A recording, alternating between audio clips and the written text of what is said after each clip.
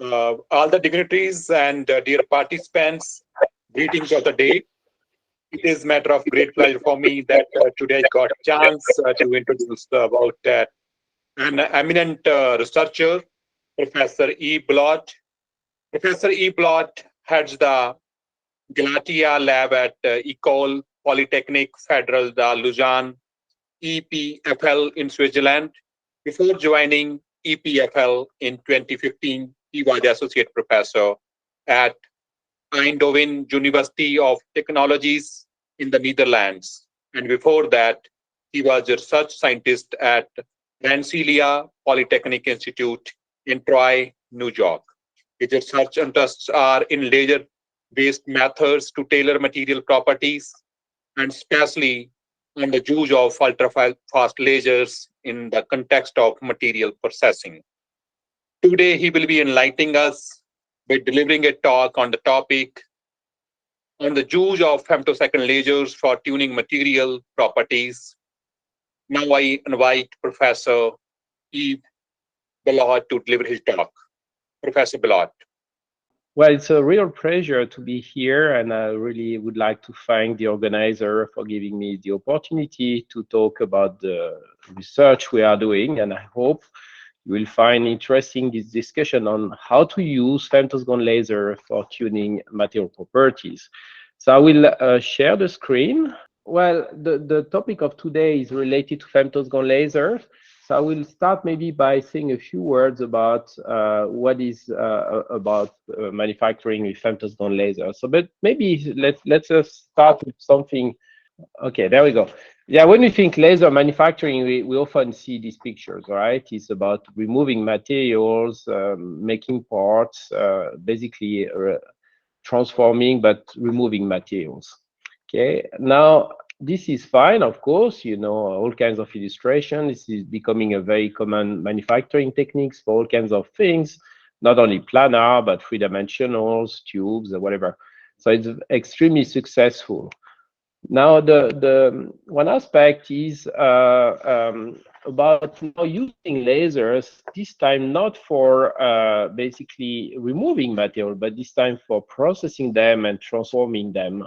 This is what I will explain to you in the next couple of minutes. Maybe the very first basic things, probably you're all aware of, but just to bring an important topics, which is at the core for everything we do, which is nonlinear absorptions. So the key is, if you consider transparent materials, what we learn from optics, of course, if I shine some light through, then it will just go through since it's transparent for the laser I'm using.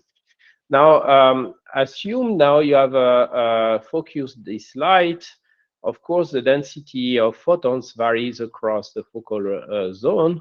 And then I may reach at the focal point density sufficiently high so that I might trigger a nonlinear effect, and I might see the light being suddenly absorbed through a nonlinear phenomena, which is called typically triggered by multiphoton absorptions, and itself cascading into other phenomena that leads to the formation of a plasma. The key things here is that this nonlinear process offers a mean for modifying materials in the volume. But the catch is to reach this kind of behavior, you need extremely intense, extremely high power. And of course, to reach such level of high power, high density, power density, then one way to do it is through shortening the time of laser pulses so that the instant peak power reaches these enormous values, typically in gigawatt or even higher. Okay, but that's the catch, and you know probably these familiar pictures, which is where you see on top it's a little vial with some basically fluorescent dye. What you see on top is what happened in a classical case we are used to see of linear absorptions, where light is gradually absorbed as it travels through the media. And just below, you see a little spot which corresponds to the case where you have nonlinear absorption. So I'll try to move to there so that you can see, but this is here, right? So this is, which is interesting here is that something does happen, yes, but only at a focal spot, not before, not after. And this is thanks to this nonlinear phenomena that is triggered when the peak power reaches a certain value. Okay, that's the basics. Now, this is what I call the laser painter palettes. I will explain a little bit, but which is interesting is when using those kinds of lasers and you're applying it to a transparent media, then in fact you get a very rich diversity of modifications. I will illustrate what I will. I will illustrate my talk mostly with fused silica and show you examples related to that materials. But one could certainly explore also other materials and other types of modification. Okay, so if you look, for instance, in fused silica, well, you have different types that occurs, and this is the same laser that may produce all these different, I would say, taxonomy, rich taxonomy of modifications, going through continuously modified zones that we'll see later on get densified, or going through absolutely fascinating arrangement in the matter, such as the self-organized nanogratings. Or if I confine the energy sufficiently, I may even create some little cavitations, bubbles inside the materials. Or if I use a higher pitch rate laser, I may also heat up the materials from inside, which in itself is particularly fascinating. Or even more, transformations could be found, like recently reported, like what is nicknamed Type X by Peter Kaczynski. But certainly many more. So the point here is simply to say the laser offers a broad variety of modification inside the materials of different nature, different morphologies, and this is triggered by the typical pulse energy or the parameters we use for the laser itself. So it's a very rich landscape to explore.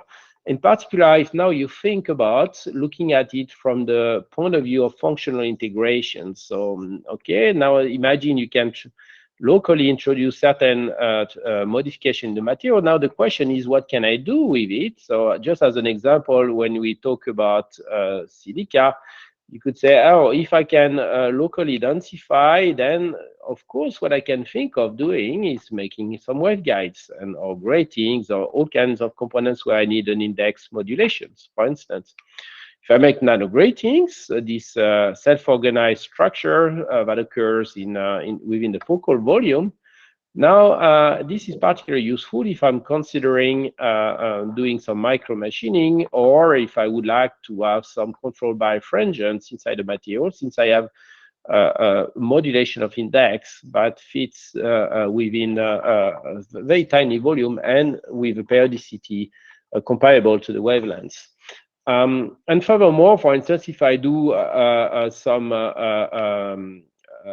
let's say, if I use this regime where I do melt the material from inside, now that's also interesting from the point of view of applications. If I would like to weld materials together or create some kind of different self-organized structure as well. So the point here is that each of those particular taxons of modifications could be thought in terms of functional integrations.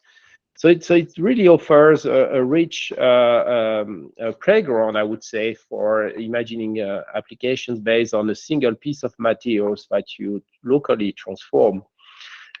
Now, moving on, some of the key aspects of this femtosecond laser processing, which now I would like to point out, is becoming kind of well known since the 2000, let's say since 2000 about, and the years after, as a mean for processing materials and with very high accuracy. I mean, a key point, since this is a nonlinear process, things that can be made can be of course smaller than the wavelength itself. So we are not violating any physics law. It's simply related, a direct consequence of the nonlinear absorption. Therefore, you can make things with nanoscale resolution that goes beyond the diffraction limit. Then most of the processes based on these techniques are using a combination of laser exposure with chemical etching, so where you do etch away whatever has been exposed in the material. And the interesting point now from an application point of view is that you can reach by this means extremely high aspect ratios, say for instance 1 to 300. And that really opens up the field of 3D manufacturing, making complex shapes. You see an illustration on the for instance, a flexure there, where you have 3 different parts that are in different plane in the same volumes. Or you see here there little bottles or little cups made with these techniques, and so on and so forth. So extremely rich landscape, which is already now in terms of manufacturing an industrial process. You see here an example of a part made by the company Femtoprint, where they do some little tools for surgery, but that really shows, this is just one piece of glass, just to illustrate, and that shows how complex the parts can be and what scale can be reached with this manufacturing technique. So very powerful. Now, okay, if we think beyond, now the question is, okay, how to push further the functional integration in a single materials? Yeah, I always put this a little bit as a clin d'oeil or a joke, if you would like. It's in a way, this is what the alchemists were dreaming of. Well, we are not really trying to turn, let's say, lead into gold here, but which is interesting as a point is now if we can tune material properties, we can think of direct rod system. We can really try to think of can we confer to the material some properties it did not have in first place thanks to the laser. So why we might be interested in doing that? Well, I mean, there are obvious reasons, but one of it is perhaps to enhance or reduce the specific physical properties. Can think of Young modulus, the thermal expansion, for instance, the damping behavior, the thermal behavior of the material. That could be one reason. Or it could also be to think of correcting for imperfection at a system level, so improve the performance. So for instance, could be thinking of introducing stress or strain inside the materials. But in general, it's also to push further the idea of having a complex system with fewer parts, so reducing the number of parts that is needed to compose a system, so that now you combine different functions. And so using a single materials offers a lot of potential in this domain, in particular when you consider miniaturizing systems like we like to do here in Switzerland. But all these points are related to the same idea, is that in a way or another, we need to think of how do we change the material inner structure and how do we do it. So let me come up first with some illustrative examples. So, and one particularly interesting one is the question of tuning thermomechanical properties. So why is there an interest for doing so? Why is it useful? Well, there are many reasons. One is because we may want to control thermally induced deformation. Another one is in very high precision instruments. For instance, we may also want to have a careful tuning of it.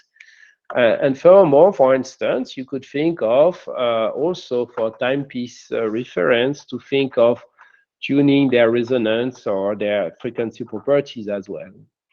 But also maybe a bit more related to reliability to control crack formations. But there are plenty of good reasons why one might be interested in tuning thermomechanical properties.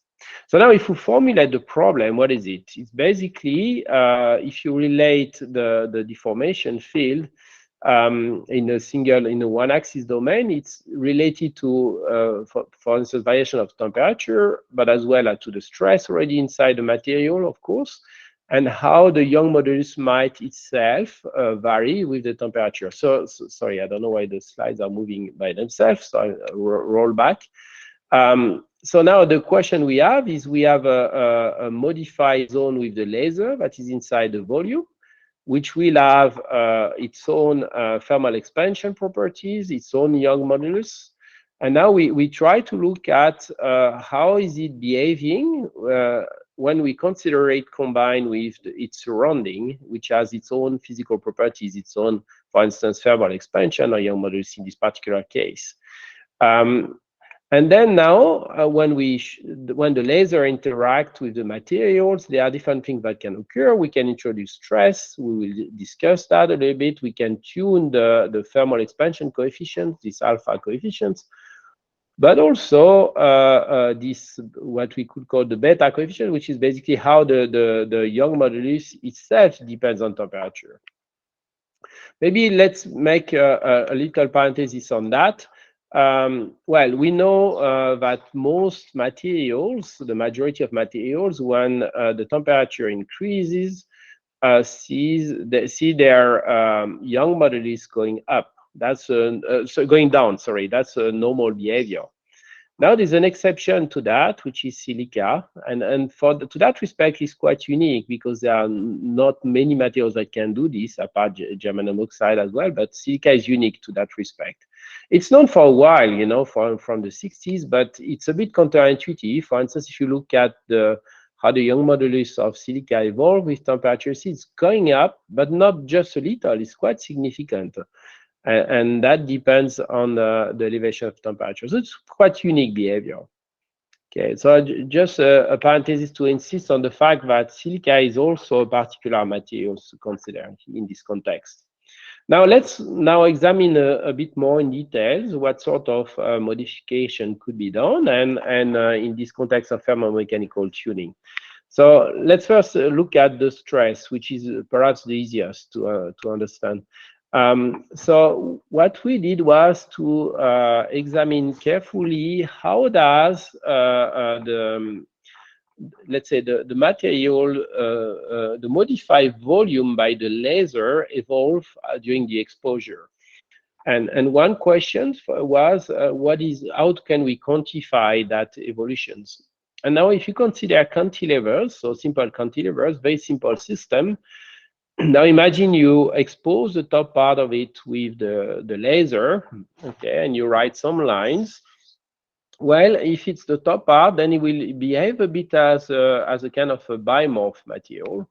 And what will happen is that the laser affected zone may expand or shrink, depending on the case. And in such case, it will create a bending of the beam. And then if the beam is long enough, then you can expand that volume change so that it can be measured with proper means, so quantify. Because of course here, the challenge is we talk about extremely small laser modified zones that are typically of micron size, so very small. And that may change of a few hundreds of percent, so hundreds of a percent, so very little, right? So how to measure that? So once we have this, then we can formulate the problem as a typical beam bending problem, so a bit close to you know, measuring beam deflection in a wafer, for instance, something like that. So using something that resembles the Stoney equations, then then we can quantify exactly how much the laser affected zones have evolved. So looking into that, then, okay, we could find that these zones will indeed expand or shrink. I will show you some curve after. Sorry, but if they do so, that means that some stress will be created. And an interesting point here is in certain case, when you modify the materials, you introduce this peculiar structure that I've shown before, the self-organized nanoplanes. And an interesting point here is that these self-organized nanoplanes will orient themselves as a function of perpendicular, sorry, to the Young modulus. So, for instance, if the Young modulus is oriented this way, then the electric field, sorry about that, the electric field is oriented this way, then you will see the nanoplanes perpendicular to that. And this is evidence here that now the stress will develop according to the orientation of the electric field in these little experiments here, where you see lines radiating from the center, and all those lines were written in the bulk of the materials with a different, with the same, electric field. And so the orientation of the nano gratings with respect to the lines was changing for every line. And you see the stress distribution is not very homogeneous. This can be modeled. And this shows typically that indeed the stress likes to develop more in the direction of the electric field. So why is that useful for?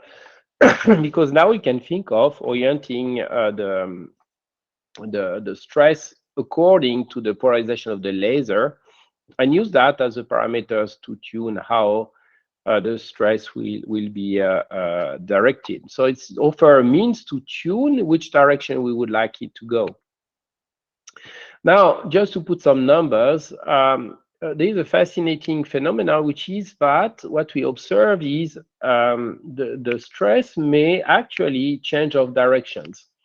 And this was shown in this work here, where you see that depending on the pulse energy, written here in with pulses that are typically below 200 femtosecond, what we observe is first you see the materials is densifying, so the stress is going for instance would be positive if we look at what is applied on the surrounding material, and then when you reach a certain threshold, it goes in the exact opposite direction. So we really have, the possibility to switch from state. Sorry, yeah, I catch a cold, so it's a bit difficult. And there, what you see on the left and right there are typical laser affected zones. So you see the case where the material did densify. So you should imagine here we are looking at a cross section of a laser affected zone. So the laser was coming from top, from here down to the bottom. And this region, which is typically here for microns, you see it's an IFM image cross section. You see the trace where the laser was, where the materials are densified. And on the right side, you see these famous now nano gratings, same configurations where laser come from top. And now this nanoplanes forming, and then the stress there is going opposite, so pushing away the materials that's surrounding.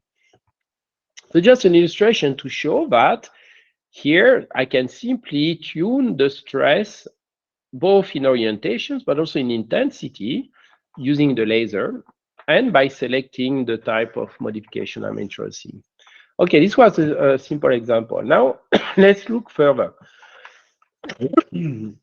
One typical question, and very relevant when you deal with precision instrument, is to think on how can I tune the thermal expansion coefficient. So which is this term in the equations that relates how strain depends on stress and temperature. So, okay, looking back, let's consider the same cantilevers. Now, imagine I've modified the top part. I've created some structure in there. Now, the question is, I would like to measure how much this is evolving. So we did developed a special microenvironmental chamber where we thermalized the glass specimen by passing a gas flow through it, so that all the chamber is thermalized at the same temperature. And then we measure with DHM, in this case, how much the cantilever is moving as the temperature is changing. So it's a delicate measurement because the coefficient of thermal expansion of glass, of silica in particular, is already fairly low. So you are trying to measure very small changes. Now, the interesting point is there again, what we observe is that, in fact, you can achieve two things. You can increase it. So typically, the value is 0.6 ppm for silica, the standard value. So you can double or triple it. But you can also reduce it. And this is simply by changing the exposure conditions. So there again, that is showing that how by tuning let's say the energy we put in the beam, for instance, how we can tune that properties either in a positive or in a negative manner. Now, okay, this is the thermal expansion. Now we could consider the Young modulus, which is also quite interesting, and in particular how the Young modulus would depend on temperature. As I mentioned, silica is very particular for that. So there is interest for thinking on how could I tune that behavior. So now how to look into these properties is a little more challenging, because again, we're always looking at extremely small laser modified zone, micron size. And so we are looking at very, very small effects. So what we did for that is to think of resonant cantilevers, so still our cantilevers, but this time we expose the top and the bottom close to the surface, so we never do any ablation, but modify the material. And now what we will look into is how now the resonant properties of that cantilevers are influenced by this behavior. And then doing so, if you measure the resonant frequency, then you can roll back to the actually Young modulus and the second moment of inertia for the laser affected zones. So here are some examples of results. So again, which is interesting to notice is here we use this self-organized structure, these modalities where you get this self-organized plane. And those can be oriented based on the polarization of the laser. That means we can create different states in the materials, and we can experience different things. So that, for instance, when they are aligned with the main axis of the cantilevers, or when they are perpendicular. Now, if you measure using this technique, the Young modulus in the transverse direction, you see the results are quite dramatically different.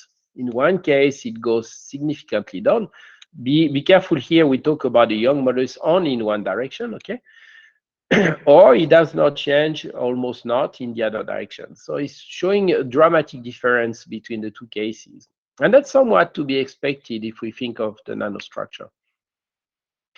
So, but then pushing further was the idea of now let's try to model this, because in a way what we do is the laser is introducing a kind of nanocomposites, you could say, inside the material. So it's interesting because here the nanocomposite is not there in first place. It's just the laser who is creating these conditions where the matter starts forming a nanocomposite. and this nanocomposite is again our nanostructure. But as the control parameters being their orientations with respect to whatever axis we would like to define, so which is what we do with the polarization of the laser. So now we can apply some techniques from composite theory. This is, for instance, in the plane where you see the stress state as a function of the strain applied, the Young modulus applied to it. Sorry, the strain applied to it, and the Young modulus, how it distributes. And therefore, we can now change our coordinate, express it in various directions, and be able with that to estimate what will be the Young modulus seen in different directions. Because indeed now, instead of having an anisotropic, materials to start with, now we have an anisotropic material, because artificially we have introduced a structure with a preferential orientations. Therefore, it's no longer behaving as isotropic materials, and depends on the direction you look at. But so we tested that model, and it actually followed pretty well the experiments, as you can see. So you see here various components of the matrix, where you see how it changes as we change orientations of the nanogratings, and indeed it does account pretty well on how the behavior is changing as we choose a certain orientation. So for instance, if you decrease the Young modulus in one direction, it does increase in the opposite, and vice versa, which is logical. But it very much shows that indeed such a behavior can be interpreted as using formalism for composites and nanocomposites. So I think it's one of the rare cases where you show direct right composites with, in a way, tuned stiffness. So this already offers some interesting perspectives, because now you can engineer the stiffness of materials without having necessarily a peculiar shape, but simply by changing how it is exposed from the inside, and using the parameters of changing the polarization of the laser. Further on, so maybe let me show you some example of application of all these, so that perhaps this becomes a little bit more put in perspective on how this can be used in practice and why is that quite useful. A first example I would like to show is typically a resonator. I'll try to launch this video if it wants. No, it doesn't want. Okay, no problem. Basically, imagine here a three-dimensional structure where you do have a beam. It's all made of glass. Okay, it's transparent, and the beam is supported at both ends. Okay, and we excite this transparent beam using the electrophoresis in a way, because we create a strong electrostatic field. And although there is no moving charges on the cantilevers, you can create a net force by applying a gradient of electric field. If you do so, then you will have indeed the possibility to excite mechanically the beam. Sorry. And as the beam is transparent, light can travel through, and as expected, as you activate the system, then you see the light being modulated. Okay, now, can we change the behavior of that system? So such a system is typically nonlinear mechanically because it's clamped on both sides. That means the more I apply the force, the more tension I get onto the beam. So it is a nonlinear coupling, since it's not freestanding at one hand. So now, interestingly, now if you look at the dynamic behavior of such system, you observe this sort of beautiful curves, which looks like a bit of a tsunami wave. So for instance, the blue curve here, what you see is for a certain applied voltage, AC voltage, you see what happens when now I increase the amplitude of the component. And then you see, if I sweep up the frequency, okay, I will go this way and then fall down here. And then if I sweep down, I will go the other way and reconnect there. So that's a system that can have two states. Okay, so it is an hysteresis in the system. Now, if we re-expose the beam with the laser, the vibrating beam, so we come up with the laser again now, and we expose the inside of it. So we don't remove material again, we just expose it. Then, which is remarkable, is that you can completely switch the behavior of the system. So it goes from a hardening behavior to a softening, where you see the exact opposite behavior in frequency when you sweep up and sweep down. So you see also that the frequency went up, which is to be expected in a way, because we also add some tension to the system. Sorry. And this is an example where laser exposure here is used to engineer the frequency response of the system. Now, if we try to model this system, one way to approach this is like Duffing oscillators, where we do have the classical harmonic oscillators onto which are added two nonlinear terms, so cubic and quadratic terms, and so we can, with using this formalism, explain, in which conditions you may have this three typical behavior you may observe in such oscillators, and then going from softening to linear response to a hardening. And this is typically, in this theory, governed by this K value, which will define which behavior the system will adopt, depending on what is the value. Now, the equations themselves are not that interesting, but which is interesting is to look at the terms. So you see each of these terms, of course, will depend on some structural properties, such as the Young modulus, the density, or the tension in the bar, or some, as well as some, for instance, if there is already a curvature also. All these terms we tune with the laser, and so it's somewhat logical in this formalism that we see that you can indeed explore the dynamics of the system using the laser, because you will impact the amplitude or the magnitude of each of these terms. So it offers a means to tune the behavior.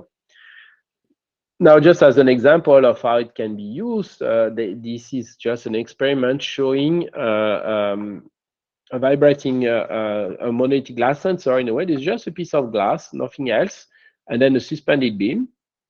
And then the interesting thing is that this nonlinear behavior has, in a way, two states, right? So if when you are here, well, in fact, you're in a position, the system can be in two different positions. So it means that the system has intrinsically a kind of a memory, knowing which way the frequency went, if it was sweeping up or sweeping down. Depending on which way it came from, then you will have two different states. So in a way, it's a system that can detect how was the frequency pattern. Okay, this is one example. Let me move on with respect of time to another problem, which is doing fine positioning with laser. I try to run this video if it can. Maybe it doesn't work. I think it's because let me quickly change this. Probably this is because of the cursor. Okay, I will.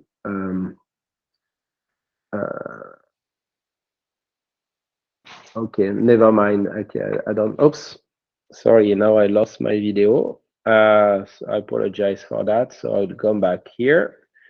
Now, okay, if we look into think about, okay, now we can make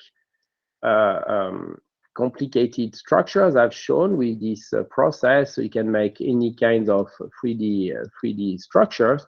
So you can think also of making what we call flexures. Okay, the video is starting here. Okay, and this gives you the possibility to do fine mechanics with femtosecond laser processing. So you see, it can be quite dramatic because in fact, glass has a very good behavior in mechanics. Of course, it's a brittle materials, and one has to be careful on how you control the quality of it and the stress on it. But otherwise, you can load it with a high level of stress.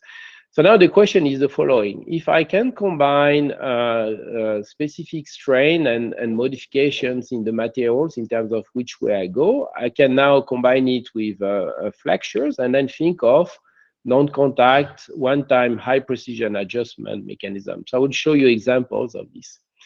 So for instance, here, this is an experiment where, just as a demonstrator, we are looking into how can I do laser to fiber coupling, a very classical experiment in optics, and do the adjustment without touching anything physically, without touching the system, but just using the laser for that. So what you see on this side here, you see just one glass piece with some flexure in it that are holding some kind of mirrors in a way. So you see it in the hands of the PhD students who are working on that. You see the two elements. One is correcting for the yaw and the other one for the pitch. And what we do then, we first inject the laser through the beam, through the path until it goes to the fiber. And then, of course, like every part that is micro machine, the precision is as good as it can be, but never perfect. So now we use the laser to actuate the flexures in a way to correct and increase the alignment capability. So you see here an examples where you do see, for instance, we started here with certain coupled power, and then by adjusting sequentially the two axes, then we come up with the highest possible efficiency in terms of just alignment losses. We could go even higher, but there were intrinsic losses and coupling losses, which were more related to the fact that there was no specific coating on the elements. But what is demonstrated there is that without touching anything, using these localized modifications, one can tune a complete optical system. So we are pushing that even further. So thinking, imagine you have now an entire laser cavity, all made of glass, okay? And now can I tune this cavity with the laser? And indeed, this is what we demonstrated. So if you think of a laser cavity, you will have, these are, for instance, lab-made ones where you see, you know, a bunch of mirrors mounted on classical positioners like we are used to see. This is bulky. Now, if you want to miniaturize, you could think of making everything out of glass, which is what we are doing at the moment, and then adjusting their positions. Okay, this was just another illustration to show how one can use the deformation of materials for tuning properties. Now, I guess I should accelerate with the time. Maybe do a little digressions here, because we often hear, does the glass flow? You know, that's a classical question, because it's all based a bit on the cathedral saying, oh, if you look at cathedral glass, basically they were thicker at the bottom and at the top, and this must be because the glass has flow over time. In fact, this is known now not to be true, of course, and it's interesting. If you go to the Corning Museum of Glass, you will see some more details, you know, explaining this phenomenon. But nevertheless, there is still a valid question, which is, suppose I put some high stress, as we do in the glass. So you see here a device we made completely with femtosecond laser, where we use the laser, re-expose the laser to load the displacement of a beam, this loading bar there, to create very high stress in this little zone there. And you see here through cross polarizer how much stress has been introduced, okay? And the question was, okay, is it staying over time? So because see, this is pretty high stress, here we go way above a gigapascal. And then we looked over a very long period of time, in fact, more than that, like a year, typically, just measuring continuously the birefringence through the beam, how it was evolving with time. And as you can see, in fact, there's very little evolution. So the stress does not flow. We may observe some at the beginning. This was very interesting at the very beginning of the process. And this will turn out to be more related to the etching process and the water by the glass that the material did absorb. Okay, it was just a parenthesis on the mechanical property. Okay, now I've shown you some example where we're tuning the behavior in terms of certain thermomechanical properties, but of course we could push further and think, I would like at the end to create polymorphic phases. So we know that materials have different polymorphs. So the famous example is graphite versus diamond, right? It's the same compositions, but the behavior is, of course, dramatically different. Now, if you look in glass materials, it's the same. The glass has many, silica in particular has many different polymorphic phases, which each of them having different properties. We know the beta quartz pretty well, alpha quartz, these are common ones, but you have other like cristobalite, coesite, stishovite, and so on. And so the question now, how can we achieve some of this high pressure phase? And there too, and I would like to point here some pioneer work from Solius Georgakis.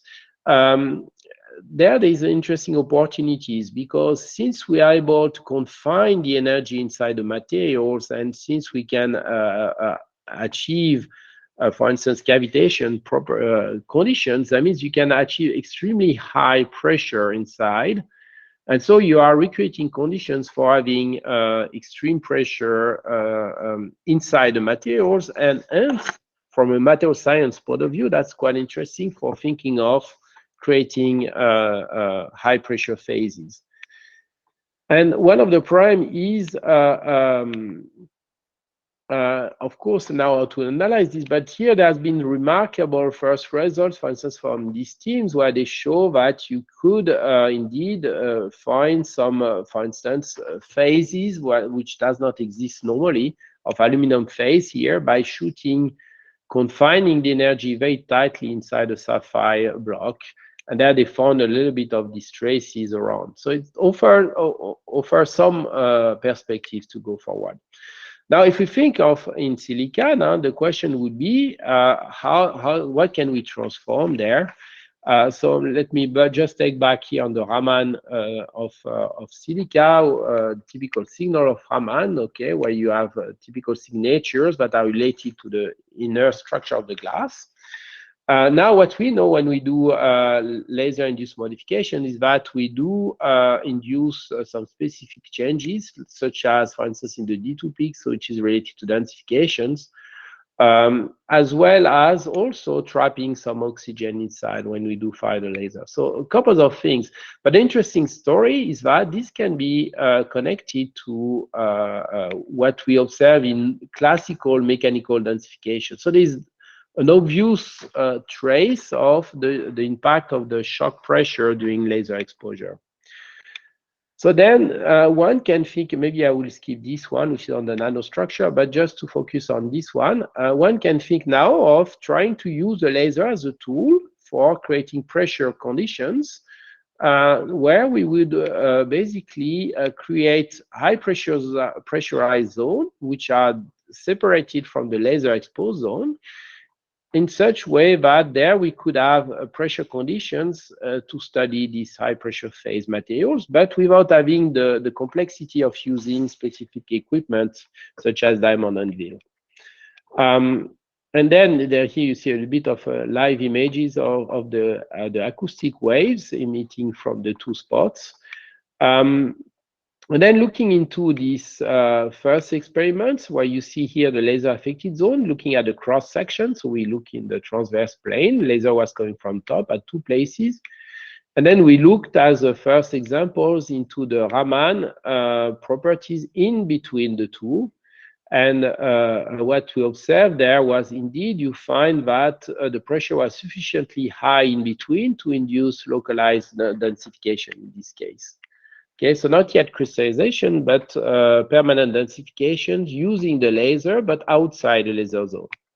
So quite interesting for engineering now the density of the materials without, let's say, photo modifying it. And here I show you another examples of intriguing experiments where this is related to this time localized ablations, but where really locally you get conditions for forming, what you see there, microcrystallites. So you see this one as a typical structure, which is of a crystal and no longer of a glass. And those conditions were found to be in certain cases where we have extremely high confinement. But those nanoparticles are typically metastable. For instance, if you observe it in the Raman, you can see the Raman spectra evolving and being turned into again into a glass, just because this structure, which is a silicon polymorphic phase, does absorb the Raman illumination, and so it's metastable and turned back to glass. All right, I will not say more about crystallizations. We are doing a lot more experiments on different glass systems. You can imagine the topic is very rich and could go for another seminar. So I would like to conclude here and just to highlight some of the key points, which is that those lasers applied to transparent materials offers really a rich taxonomy of material modifications. And one interesting thing is to think of it in terms of functional integrations, because we have the flexibility of having a direct laser write system, which gives you the possibility to virtually write any kinds of patterns. And then, as I've shown you, there are a few examples of applications on how to tune thermomechanical properties, stress, and so on, but certainly many more. And of course, some of the next step is to explore further into going more into the details of the phase transformations and these polycrystalline phase transformations. Okay, with that, I would like to thank, of course, all the co-workers who work on this. In particular, here, the people who contributed to that particular talk, like Arun Krishnan, Enrico Casamanti, Saud Nazir, I don't see why, yeah, he is Saud, plus others who are not on the pictures, Antoine and Tao. All right, with that, I will conclude. And sorry, I forgot Peter Luchter, who did a lot of the experiments related to the cantilevers and the tuning of the thermomechanical properties. And I would like to thank, of course, our sponsors and the funding agencies who are financing this work. Okay, so with that, I conclude my talk. Thank you very much for listening.